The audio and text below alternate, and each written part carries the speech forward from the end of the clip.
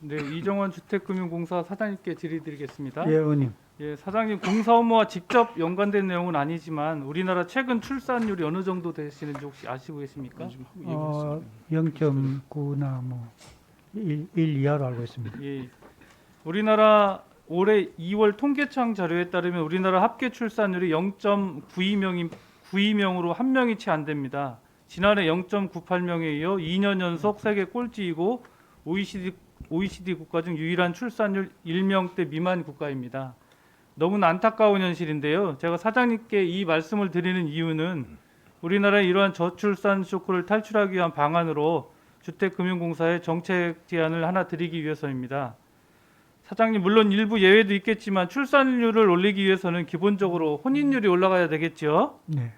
예. 그런데 화면에 그 또 자료를 보시면 우리나라 작년의 혼인 건수 역시 23만 9천 건으로 2011년 이래 계속 감소하고 있고 1970년 통계 작성 이래 최소 수준에 이르렀습니다.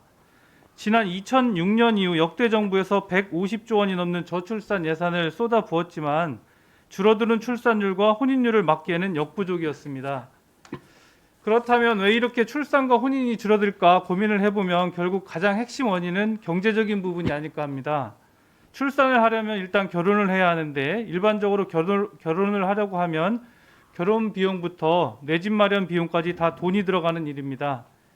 그런 점에서 최근 언론에 보도된 헝가리 사례를 살펴보다 보니 우리도 배울 점이 있겠다는 생각이 들어서 소개하고자 합니다. 사장님, 혹시 화면에 헝가리 저출산 정책과 관련된 언론 보도를 혹시 접하신 적 있으십니까? 전 못 봤습니다. 아직까지. 예. 헝가리의 경우 우리와 마찬가지로 수년 전부터 인구가 급격히 줄어드는 인구 절벽 위기를 겪었는데요. 헝가리가 파격적인 출산 장려 정책을 시행해서 결혼 붐에 나름 성공했다는 사례입니다. 화면을 보시면 헝가리가 시행하는 출산 장려 정책입니다. 결혼을 한 부부에게 국가가 아무런 조건 없이 우리 돈으로 4천만 원 가량을 빌려줍니다. 그런데 이제 헝가리 현지에서 4천만 원은 일반 직장인 2년치 연봉의 수준이라고 합니다.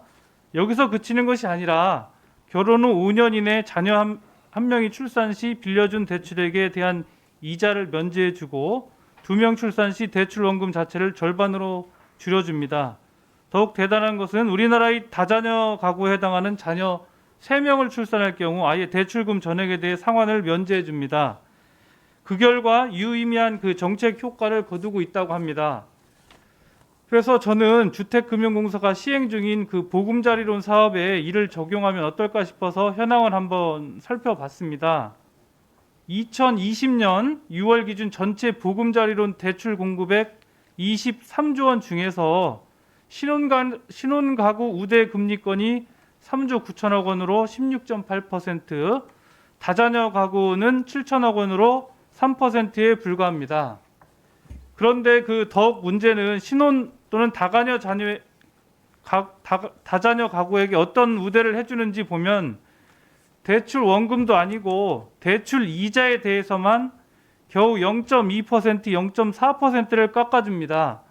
자녀 한 명을 대학 졸업시키는데 통상 2억 원 이상이 소요되는 양육비용이 든다고 하는데 대출이자 조금 깎아준다고 신혼부부들의 마음이 크게 바뀔 거라고는 보진 않습니다. 물론 사장이 혼자 결정할 수 있는 문제는 아니기 때문에 앞으로 또 저도 이 부분에 대해서는 금융위 쪽과도 이제 협의를 할 텐데요.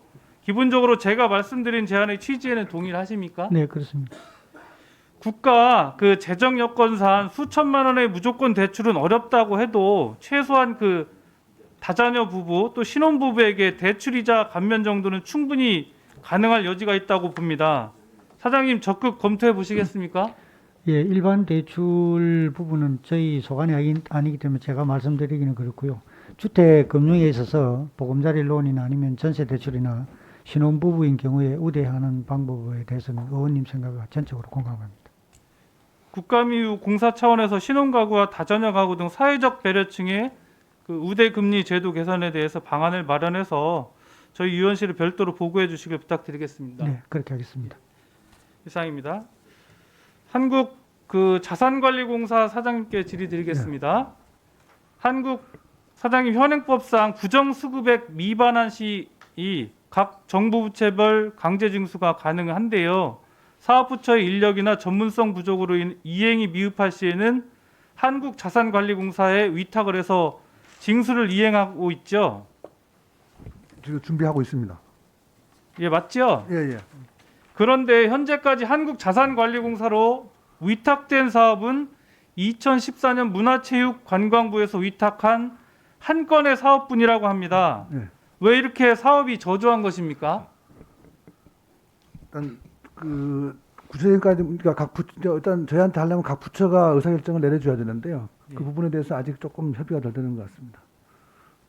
현재 그 한국자산관리공사가 문체부로부터 위탁받아 사업을 진행한 결과 2,700만 원 징수금에서 200만 원, 즉 7.6%가 회수되었습니다. 이 한 건 자체가요. 예. 이는 한국자산관리공사에서 이행하고 있는 다른 연체 채권에 대한 회수 업무의 회수율 1.8%, 과태료 회수율 1.5%에 비하면 비율 자체는 상당히 높다고 하겠습니다. 부처에서 한국자산관리공사로 사업을 위탁할 때 대부분 악성 채권, 즉 돈을 받지 못해서 넘기는 경우가 하다합니다. 정부로부터 채권에서 업무를 위탁받으면 캔코는 여러 가지 방문 출장, 우편 납부 촉구, 재산 조사 등을 전문성을 가지고 회수하기 때문에 전혀 회수하지 못하던 금액도 더디지만 어느 정도는 회수하는 성과를 보고 있습니다. 이에 지난 10월에 보조금 부정수급 관리 강화 방안에 따라 한국자산관리공사는 각 부처와 MOU를 체결하여 사업부처에서 독촉 후 6개월 이상 회수하지 못한 채권은 금액과 상관없이 공사에 위탁할 수 있도록 방안을 마련했습니다. 맞죠? 예, 그렇습니다. 근데 현재까지 MOU 체결 진행 상황이 어떻습니까? 그 그냥 준비를 좀 해왔고요. 그래서 이번 달 안으로는 체결될 수 있을 것 같습니다. 사장님, 제가 추가 질의 안 쓰고 1분만. 예. 사장님, MOU 체결에 왜 1년 이상 시간이 필요한지 전 모르겠습니다. 이미 지난해 기재부와 관련 부처에서 보조금 부정수급 관리 방안에 대해서 발표를 하고 부처별 동의도 어느 정도 구해놓은 상황 아닙니까? 공사에서는 전혀 신경도 쓰고 있지 않다가 지난 10일, 13일 본 의원실에서 문제 제기를 하자 14일에 부랴부랴 부처별로 공문을 발송했습니다. 맞죠? 그렇지는 않은 걸로 알고 있습니다만은. 아니 저희가 그렇게 확인했거든요. 13일 날 요청을 했는데 14일 날 공문을 발송한 거로 저희가 파악을 했습니다. 국가 보조금 부정 수급으로 인해 많은 국민들이 보조금에 대해서 눈먼 돈이라는 잘못된 인식을 가지고 있습니다. 이를 바로잡고자 다양한 범정부 차원에서 노력을 하고 있는데 자산관리공사가 이에 대해서 왜 손을 놓고 있는지 모르겠습니다. 앞으로 이 부분에 대해서 더욱더 적극적으로 조치를 취해서 회수를 할 수 있도록 노력을 해주시길 바라겠습니다. 예, 알겠습니다. 네. 예, 이정문 의원님 수고하셨습니다. 다음 질의는 존경하는 이영 의원님 해주시기 바랍니다.